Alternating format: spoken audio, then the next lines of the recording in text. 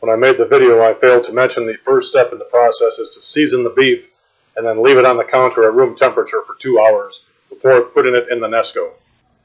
This old guy DIY has to do with getting better food in exchange for doing work. So one of the ladies that I often help had been offering to feed me, and I got a lot of chicken, potato soup, stuff like that. As I do more stuff for her, she was asking if there's something that I would prefer. And I told her I really like prime rib. She said, I don't know how to make that. So she went on the internet and found a technique that works pretty good, so I thought I'd share it with you. So she goes and buys the rib roast. So as you can see, it's got bone along this side, and then there's your prime rib portion. And then she seasons it with this stuff. She buys a thing of fresh peeled garlic. She uses her little chopper, chops that up. Then she mixes in some kosher salt, some rosemary, garlic, and regular pepper.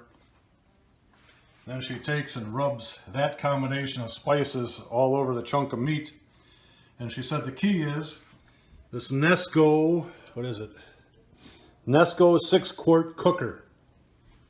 So this thing is kind of cool. And then it has a pan within a pan. You don't put any water between them apparently. Anyway, she takes that guy and runs it up to 320 degrees. And then she initially took this meat thermometer where you stick the probe into the meat, and it's set here at 130 degrees, and it's 69 degree room temperature. Is when this Nesco is set at 320 degrees, then you can go in there, you drop the prime rib in for 14 minutes per pound of meat if you want it rare. If you want it medium rare, apparently you go about 15 minutes. But with that little temperature gauge, when she gets to 130, then she shuts the cooker off. She grabs this little metal tray and just sets that on a plate on the counter and leaves it sit for another 20 minutes because apparently the meat is still cooking after it's taken out of the heat. So 20 minutes after it hit 130, or 20 minutes after you've gone 14 minutes per pound of beef, you go ahead and pull that out, and then it's ready to be cut and served.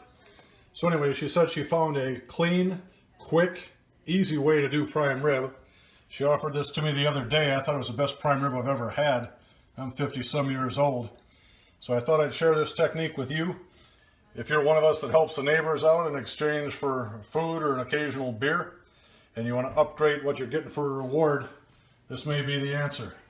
When she's done cooking, I'll take another picture. This is what the prime rib looks like after sitting in the Nesco for the prescribed time. She took it out, left it sit on the counter for 15. The book says 15 to 20. Now it's time to cut it and have an excellent dinner. The goal was rare prime rib. Looks like she hit the mark. And here's the finished product, ready for some horseradish. Makes me want to go do some more yard work so I can earn another meal.